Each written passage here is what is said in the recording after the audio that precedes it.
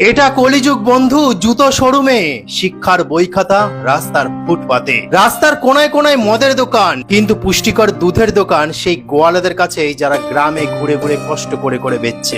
এই যুগে কুকুর মহলে থাকে, কিন্তু গোমাতা টাটা পোড়া রোদের মধ্যে, আবর্জনার মধ্যে রাস্তাঘাটে বিচরণ করে। কাপড় হয়ে গেছে ছোট, লজ্জা কোথা থেকে আসবে?